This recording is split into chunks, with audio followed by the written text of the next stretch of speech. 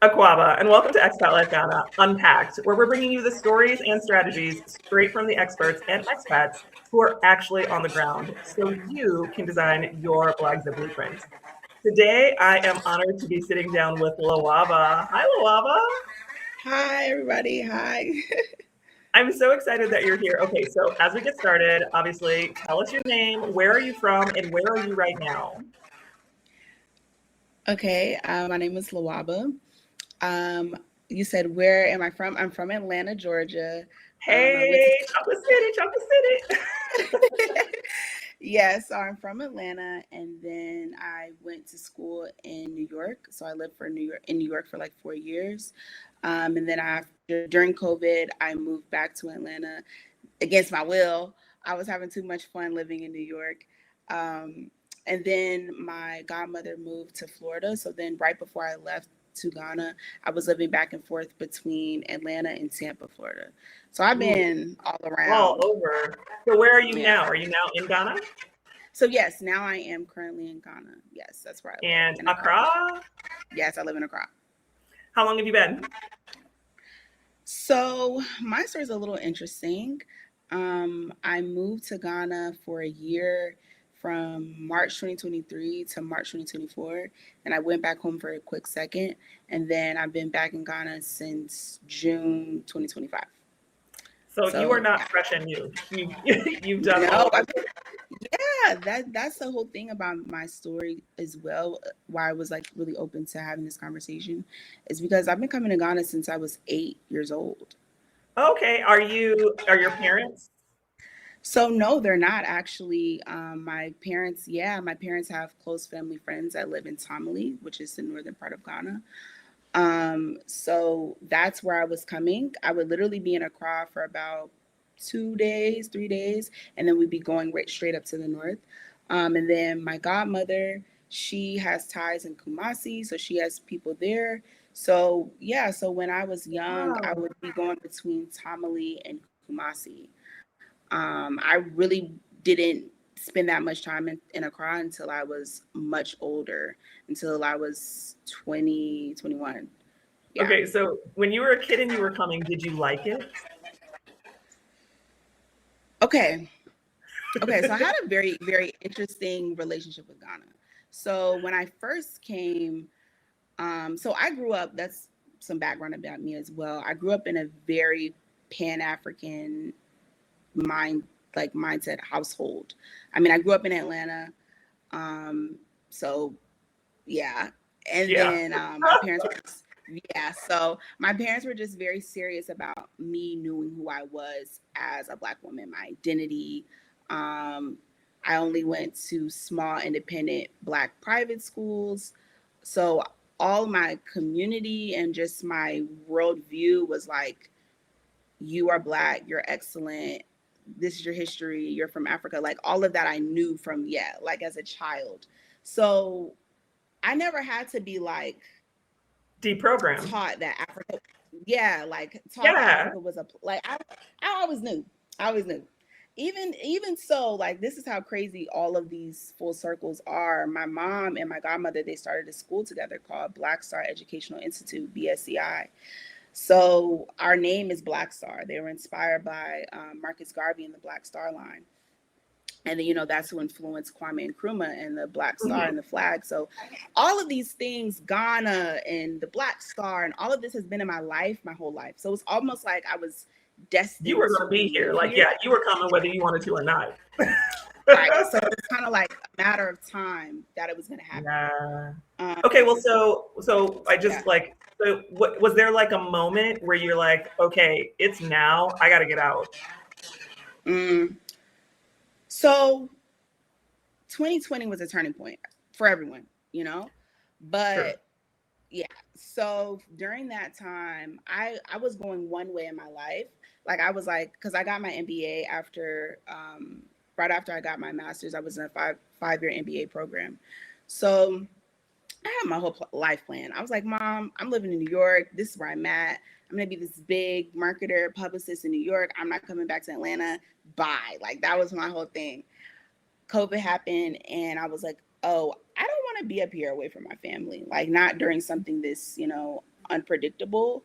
So I came home and I just had a very interesting moment in kind of like figuring out my purpose and what everything meant to me, and just So being you had to around go like family. in, huh? Yeah, I had to go inside. So I would really say it was during then. And I broke up with my college boyfriend in November 2020. And my family they were all going to Ghana for December. So they were like, so my mom at the last minute was like, you know what? You can come with us. Yeah, come with us. So when I came to Ghana that time, I think that was the moment like, oh, okay. Because then I'd never been in Accra really. So that was the first time I hung out in Accra, and I was like, oh, wow. Yeah. So That's I a was like, whole different thing. Like y'all, when you were whole talking about different coming thing. to Ghana, there's not just one Ghana. Being in Kumasi is completely different than being in Tamale, which is different than being in Volta, different in Accra, different in Cape Coast. They're all different. They all have their own vibe. Right. So when I came to Accra as a college girl, I'm like, oh, this is where I want to be. I went out. Yeah, my friend took me to Sandbox, and then we went to like some other lounges. I was like, oh, this is where I want to be. And I just had this urge, like I was just seeing all of these Black creatives just killing it, photographers, writers, rappers. I just wanted to be in the scene. So I had a conversation with my mom and my godmother, and I was like, you know what? After I finish my MBA, I want to go to Ghana. Still, I wasn't sure how it was going to happen, but it ended up happening. So I finished with my MBA at the end of 2022, October 2022. And then I came to Ghana March 2023. And it all happened. It was, yeah. I mean, I love that. Well, so what is it about Ghana that makes you not want to go back? So there's just peace in Ghana. That's so when you asked me before, what were my feelings about it as a child? I loved how just calm and free it was. Because even as a child, I was able to just walk around and kind of roam, like have this kind of freedom, yeah, that you're not able to have in the US, and especially not being in Atlanta. It's just not safe. You can't do that, you know? But here I was just able to be free. Also, I love warm weather. I hate being hot sometimes, but I'd rather be hot than be in the cold. So for me, it's better that way. Um, I love the fresh food, fresh fruits, just the freshness. I grew up, my mom went through this big like health journey when I was younger as well. And just started just pouring more into the way like she thought about food and cooked and ate. She's very serious about us having our vegetables and fruits and things like that. So being here and having that just so, readily available was something that was very different. And I just remembered like waking up and eating chopped mango and pineapple and things like that as a kid. Like, I was in heaven. Now it comes with some challenges. I know you're gonna ask I me was about about to that say, because too. that's the next question, right? What's the things that are frustrating, I was especially when you prepared. first I was come? prepared. Mm-hmm. I think the biggest thing always for me, which is it's kind of like a double-edged sword. I think there's just so much potential and opportunities, even with the frustration. So I'm gonna preface that first. But one of the reasons that I love Ghana is the peace, and also it just be so freaking slow.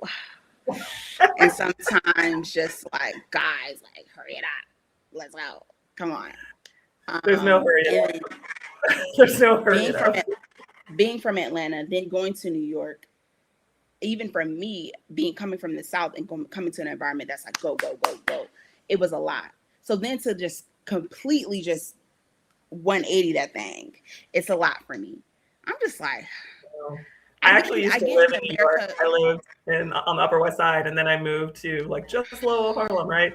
And then I moved to a city that had 2,600 people. And it was like the same thing where I was like, everything is closed at 10? Is there some place you can get something to eat? And they're like, you can go up to the Walmart. That's 2 towns over. Did you watch Devil Wears Prada? Yes. But she's like, why is nobody ready? Like that's That's me. how you Like, feel. That's how you can feel. we come on? Can we come on? Like literally, you'll Yeah, go somewhere and they're like, you causing a problem because you want to come buy something, and it's like you're disturbing yeah.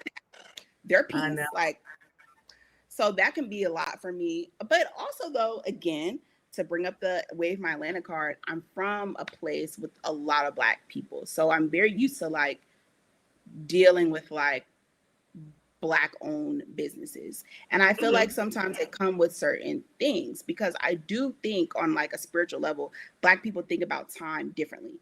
We don't, so I think that is part of it. But the concept of time and just like, it's just, Yeah. you have to be fine with maybe waiting a week or more for certain things. And if you want to not pull your hair out, that's just kind of how you have to deal with it. And it could be a lot sometimes. It can be. It can be. I think that's one But of worth the it? biggest. But worth it? Is it I worth think it? ultimately, I think, is it worth it? I don't know. I also worked in Ghana briefly too. I worked in a corporate banking side for Stanbic Bank. So I did that for when I was in 2023. I did that for like a few months. And Yeah, that 'cause was that's always the question that people have is like, how did you make your money back home? And then how are you making it now? You are a highly educated Black woman. So it feels like you've got all the options that you could possibly need. What did you used to do and what do you do now? So I do work in, I freelance. I'm a freelance marketing strategist and I'm a content creator.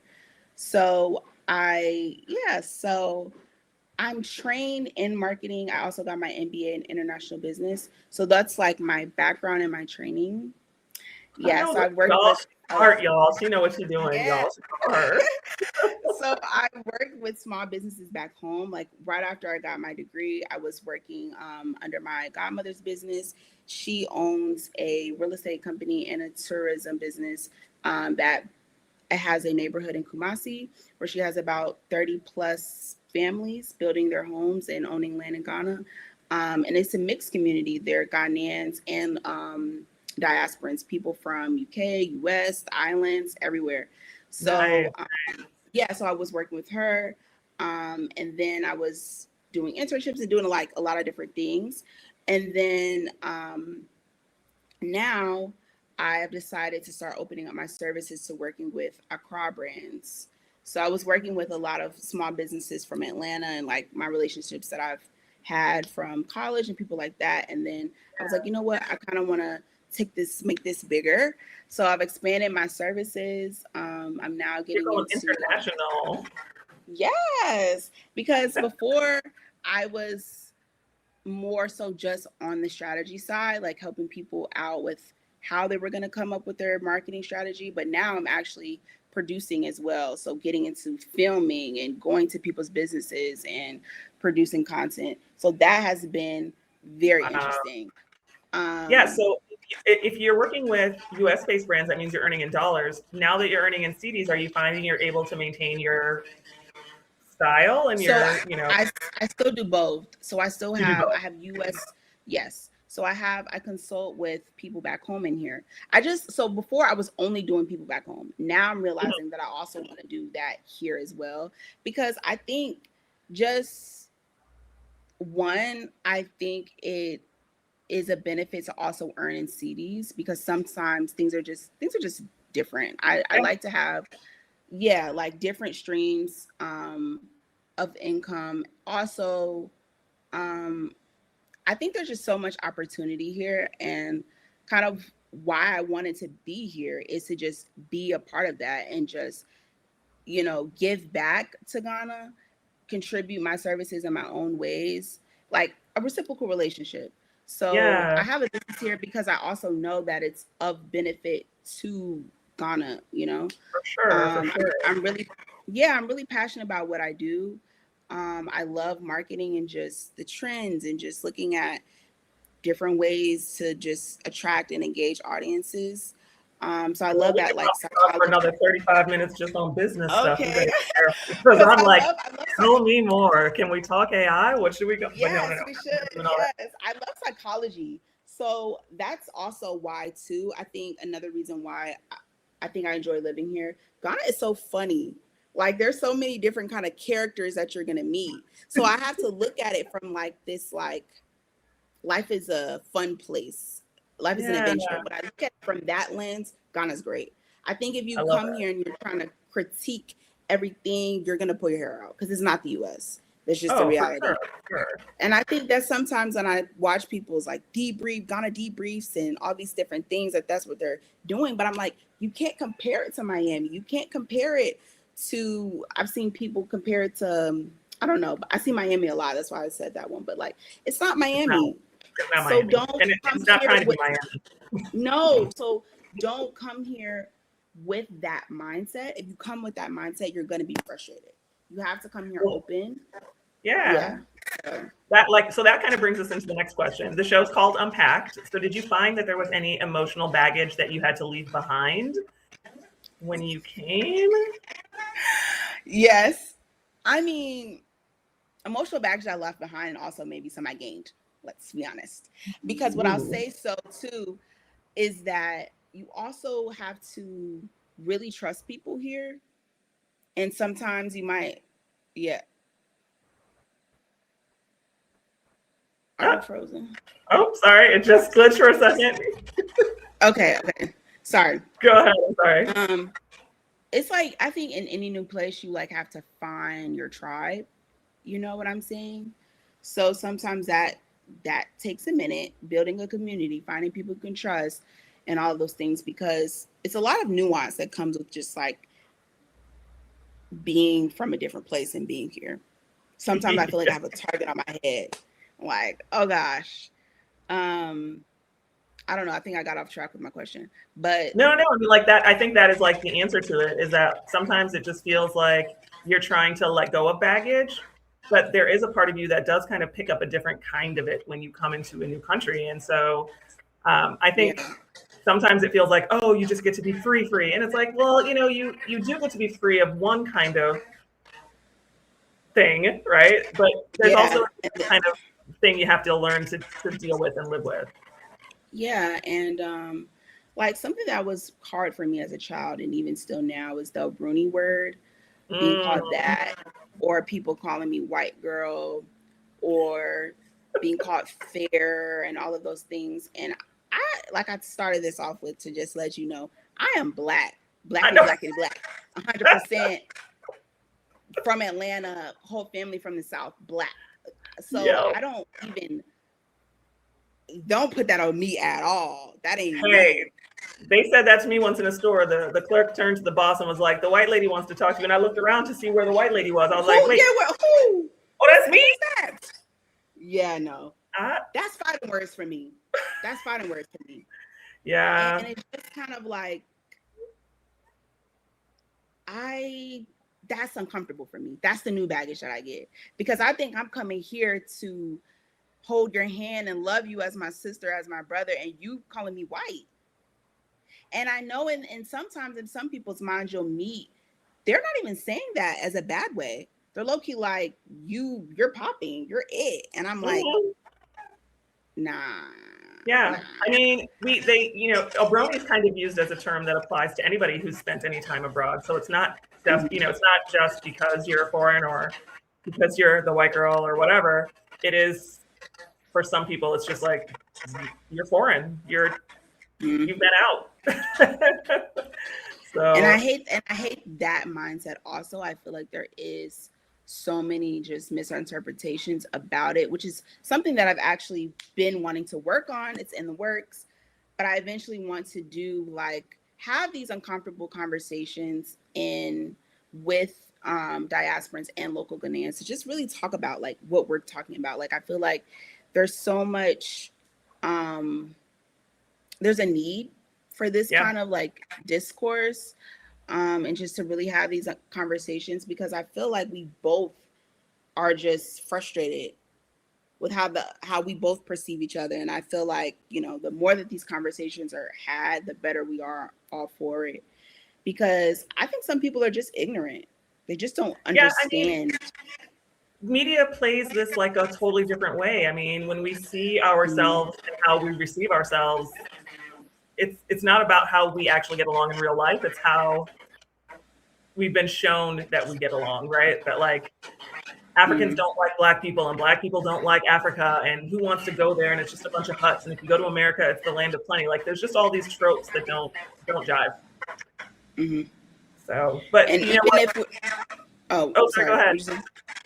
No, and I was like, and even though we know logically that those are not, like, that's archaic and backwards ways of thinking, I still think it's like embedded at some level. We carry it a little bit anyway. Yeah. Well, again, the show is called Unpacked. Is there anything that you always make sure to pack in your suitcase when you're heading to Ghana? Some malaria pills. Oh, no. Yeah. Is it bad? Oh, no. No, I mean, I've never had it, but I'm saying that's something that I keep on me, like some kind of like medicine. Because I think sometimes also my stomach can get weird. So I also always have charcoal pills. Oh, gotcha. So I have like, yeah, like different, my little tinctures and things I might not think that I might need, like that I bring from home. I'll bring like vitamin C, bug spray, like things like that. Just kind of like my toiletries and my medicals are like my must. Those are the must. My must have for me. Yeah. Yes. I feel like a lot of stuff you can. Oh, sorry. No. I was going to say, so if you could go back and talk to your younger self, you've been here for a while, but yeah, you know, maybe when you had that conversation with that person who was thinking about coming and not really sure if they were going to do it, what would you tell your younger self? It's a good question. I would tell my younger self that they're so like capable. Like there's no reason to be scared or fearful. Like you have all the tools that you need to do everything that you want to do. You don't have to be afraid. Just go for it. And you'll be so surprised what you find on the other side. She's talking to y'all. She's talking to y'all. Okay, I love that though. Yes, 100%.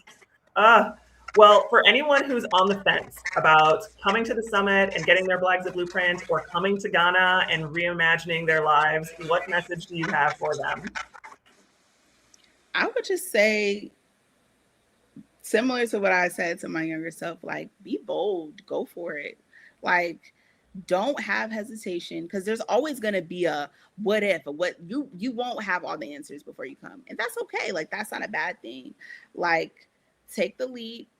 It's beautiful to just, come home. Like I did say, obviously that comes with its own things, but I feel like there's so much more benefits that it has to truly just be in the space of your own people. There's so much magic and just beauty to life in Ghana that's really hard to explain to someone in words. It's like something that you have, right? You just have to, you have to feel it to get it. And once you get it, you don't want to leave. Yeah, you can't forget it. Once you get it, you can't forget it. You know that feeling. It's inside of you. No, yeah. So, well, this has been a wonderful conversation. I love everything that you've had to say. And if people want to reach out and either work with you or just get in touch, do you have an Insta, a website, email? How can they get a hold of you? Yes, so you can follow me on Instagram. My name is Lawaaba, Lawaaba, and I'm also on TikTok, Lawaaba_. So yes, love that. I'm going to put all of your contact information in the description box. So if you need to get that, just check out the description box so you can grab that. It has been amazing. Thank you so much for being here and completely unpacking your journey with us today. Your story is exactly why we do this. I just want everybody to know that this is the message that we're trying to share. So this was fantastic. Thank you so much. You're so very welcome. Thank you for the opportunity. I appreciate it. All right, y'all. So everyone that's out there watching, if you are tired of just surviving the American dream and you are ready to actually design your Blaxit blueprint, it is time to take some unstoppable action. You must stop watching your life and come and build it. Be in the room with us at the Expat Relocation Summit. We are going to give you the exact logistics, the network, and the strategy to trade your baggage for belonging. So click right down in the description box and grab your ticket right now. And while you're down there, hit the subscribe button, like this video, and share it with that one friend you know needs to pack their bags and come along with you. All right, y'all. I'm Io Jones. Stop carrying that baggage and go find where you belong right here in Ghana. We'll see you next time on Expat Life Ghana Unpacked.